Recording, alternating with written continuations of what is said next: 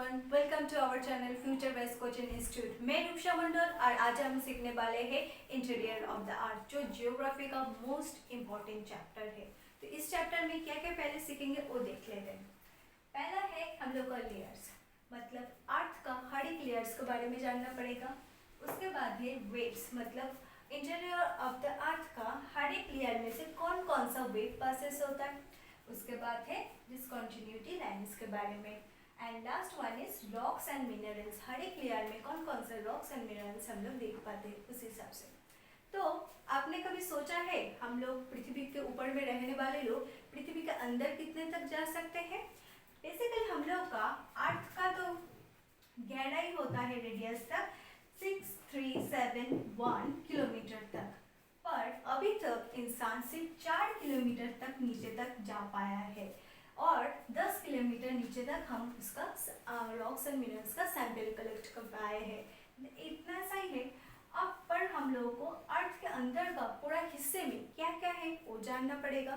तो अर्थ को एक स्लाइस में काट के अगर हम यहाँ पे रखते हैं तो देखने में कुछ इस तरह से लगेगा।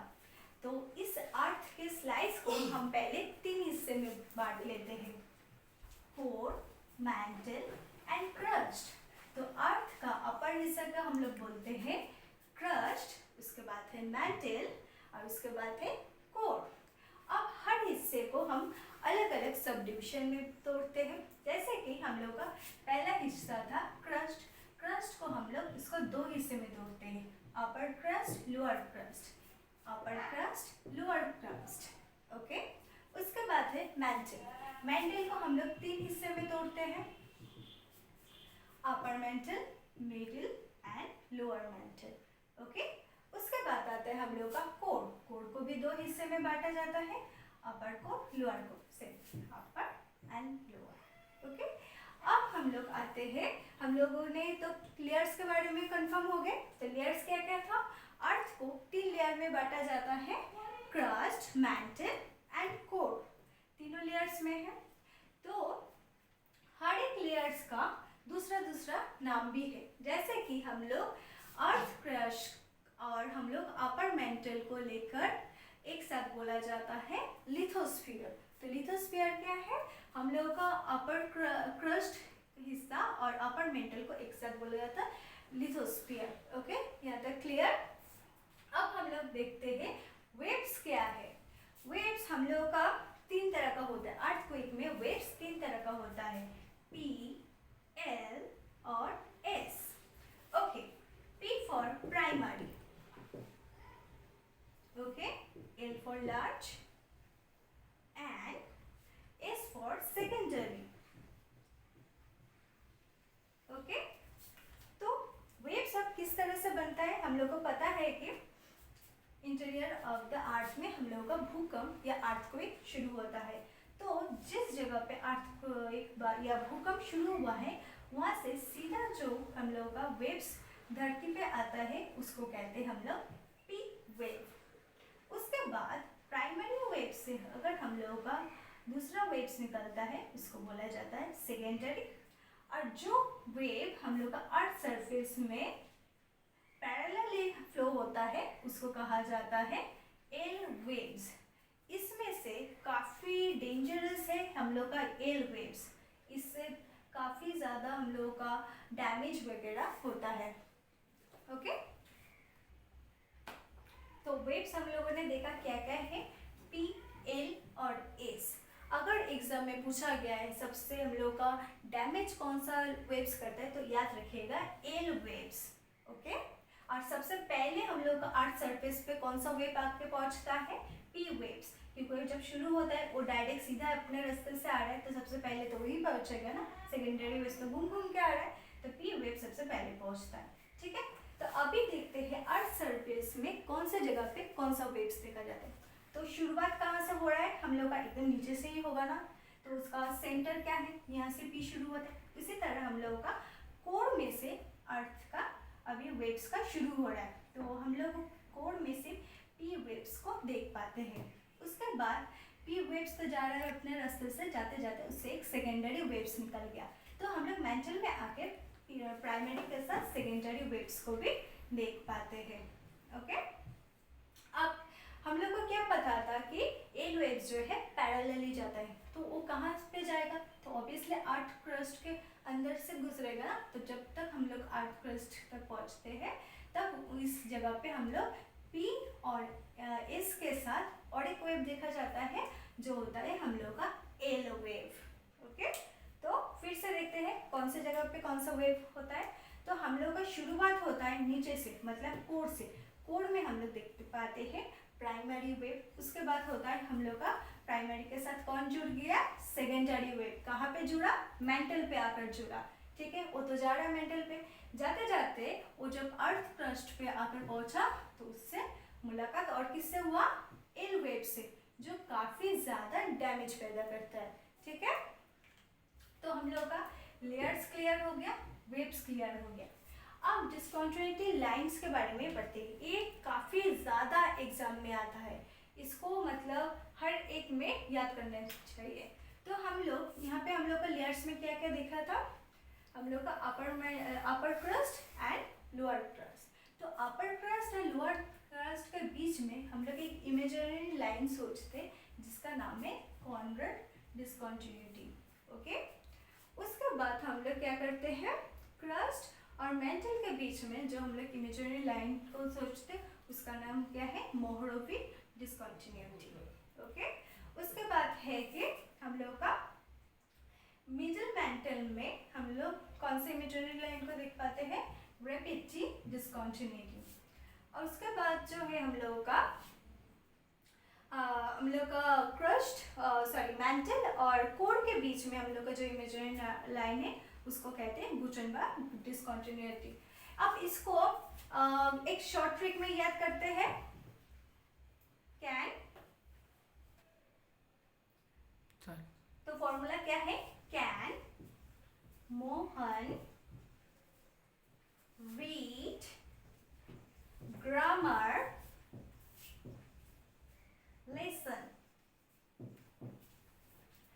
Can Mohan read grammar lesson, एक के बाद एक, मतलब कैन मतलब कॉनराड, मोहन मतलब मोहरवी, रीड मतलब रेपिटिव, ग्रामर मतलब गुटेनबर्ग और लेसन मतलब लेमन। आसान हो गया ना। बस आप लोग जब पढ़ते हैं जो हम लोगों को एक के बाद एक याद रखना होता है, कुछ इस तरीके से अब अपने हिसाब से ट्रिक्स लगा लीजिए। इससे क्या होता है, आपको ज्यादा दिन तक वो चीज इस यूनिक ट्रिक को याद रख लीजिए। ओके, तो हम लोगों का बहुत ही आसानी से जल्दी से बस can Mohan read grammar lesson trick से फिर से बता देते हैं। Can Mohan read grammar lesson. Okay, इसके थ्रू हम लोग का डिस्कंटिन्यूटी लाइंस भी खत्म हो गया। अब बचा क्या है, रॉक्स के बारे में। अच्छा, रॉक्स में हम लोग देखते हैं कहाँ पे, एकदम पहले से शुरू करते हैं। रॉक्स एंड मिनरल्स में हम लोग का पहले जो हम लोग देख पाते हैं अपर पार्ट में सियान और सीमा को है, हम लोग का मिनरल्स में आता है। मतलब सिलिकॉन और एल्युमिनियम से हम लोग का अपर क्रस्ट बनता है। ओके, इसको बोला जाता है सियान।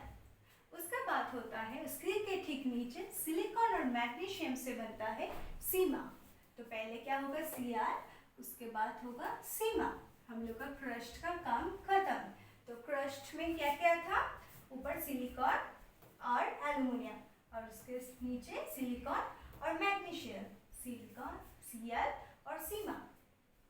ओके, अब हम लोग का क्रस्ट हो गया। उसके बाद आते हैं मेंटल में। मेंटल में काफी ज्यादा हम लोग मिनरल्स को देख पाते हैं, जैसे कि आयरन और मैग्नीशियम। तो अपर मेंटल में हम लोग का आयरन और मैग्नीशियम। Fe मतलब आयरन का सिंबल को हम लोग Fe बोलते हैं।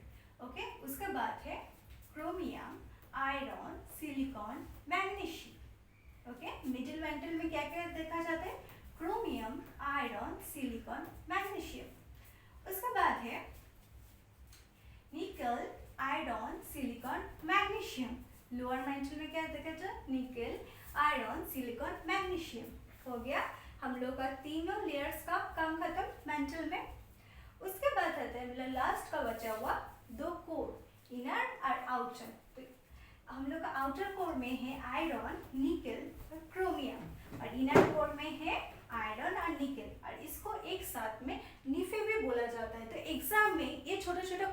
सबसे ज़्यादा आते हैं ये तीनों, what is sial, what is sima and what is nife. तो याद रखना सियाल और सीमा होता है अपर लेयर में जो हम लोग का क्रस्ट में होता है, और नीफे होता है लोअर लेयर जो कोर में रहता है। क्लियर? अब हम लोगों का रॉक्स में पता चलता है, हम लोग रॉक्स में क्या क्या देखते हैं, igneous rock, metamorphic rock and sedimentary rock. तो उसमें से कौन सा पार्ट हम लोग यहाँ पे देख पाते हैं, राइट, इग्नियस रॉक्स हम लोग इस लेयर पे देख पाते हैं। तो इग्नियस रॉक्स बेसिकली होता क्या है, हम लोग का जो यहाँ पे जो मैग्मा स्टोर है, उस मैग्मा जो बाहर आ जाता है अर्थ क्रस्ट के बाहर, जब वो सॉलिड फॉर्म में चला जाता है, रॉक्स बन जाता है, उसको हम इग्नियस रॉक कहते हैं। अब ये जो इग्नियस रॉक है अर्थ के अंदर दो तरह से बनता है। एक तो होता है यहाँ पे लावा है, यहाँ से लावा बाहर आया, यहाँ पे सॉलिड हो गया, ठीक है, एक इस प्रोसेस में होता है।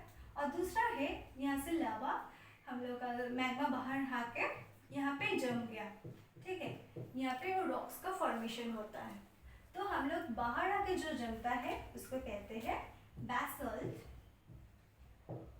ओके, और अंदर में जो रॉक्स हो गया है उसको ग्रेनाइट। तो बैसल्ट और ग्रेनाइट कौन सा रॉक है? रेल लाइन में आप लोग तो देखे काफी सारे पत्थर पड़े रहते हैं, तो रेल लाइन का जो पत्थर है वो है हम लोग का बैसल्ट। ग्रेनाइट हम लोग का काफी किचन में भी देखा जाता है, ग्रेनाइट लगा हुआ है, तो ग्रेनाइट। तो ग्रेनाइट और बैसल्ट में डिफरेंस पता चल गया कि बैसल्ट हम लोग का अपर सरफेस में जब फ्रोजन होता है उसको, उस पार्ट को कहते हैं इग्नियस रॉक्स, बैसल्ट, और दूसरा है हम लोग का ग्रेनाइट, ओके, जो अंदर में फ्रोजन होता है। तो आज का चैप्टर क्लियर? तो एक बार हम लोग उसको लास्ट बार देख लेते हैं, क्या क्या हम लोगों ने इस चैप्टर में देखा। पहला, अर्थ का 3 लेयर है, क्या क्या, मेरे साथ बोलिए, crust, mantle, core, okay. Crust को हम लोग कितने हिस्से में तोड़ पाए? 2 हिस्से में, अपर क्रस्ट, लोअर क्रस्ट, ओके। उसके बाद क्या है, हम लोग मैंटल को कितने हिस्से में तोड़ पाए? 3, अपर, मिडिल, लोअर, ओके। उसके बाद है लोअर क्रस्ट, कोर।